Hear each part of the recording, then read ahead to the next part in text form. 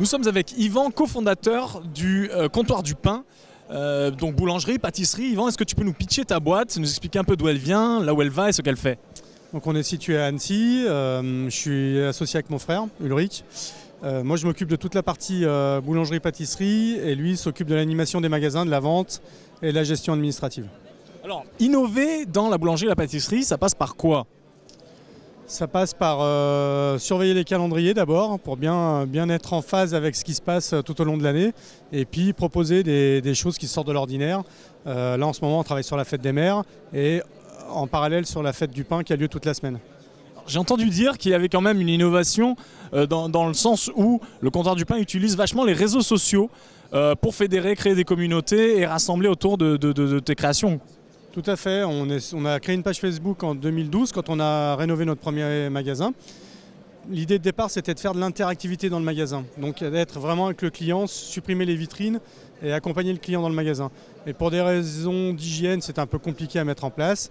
Du coup on s'est rabattu sur les réseaux sociaux et on a créé l'internet activité. Voilà. Donc c'est un département, l'internet activité de la boîte qui s'occupe de ça, c'est du community management accentué? Ouais, mais on le fait nous, on est artisans avant tout et du coup on s'en occupe. Et dans l'artisanat, il n'y a quand même pas meilleur que les dirigeants pour parler de leurs produits. Ok, et ça passe par quoi? Des contenus, sous quelle forme? De la vidéo, beaucoup de photos j'imagine? Alors ça dépend la portée qu'on veut donner à notre publication.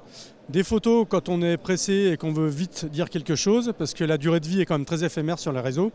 Et une vidéo quand on va avoir une portée un peu plus forte, quand l'événement est un peu plus important également. On montre aussi notre côté créatif. Là récemment on travaillait sur la création de la fête des mères et l'idée de départ c'était de faire un dessin. On prend une photo de ce dessin et on montre comment on élabore un entremets tout simplement.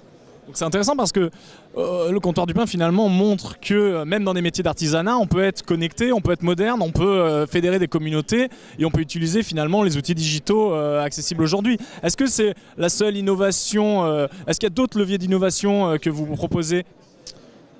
Aujourd'hui, par exemple, on organise des brainstorming sur les réseaux. Voilà, quand on a Collectif. Voilà, récemment on avait besoin d'un nouveau nom pour un nouveau sandwich.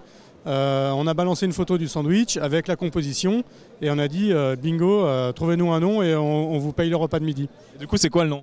Du coup le nom c'est le Corleone, c'est un sandwich à base de poulet mariné au paprika fumé, parmesan, tomates, poivrons grillés, tomates séchées, voilà, donc bien dans le... Super, merci Yvan. Et finalement, tu es là sur cet event, ce gros event.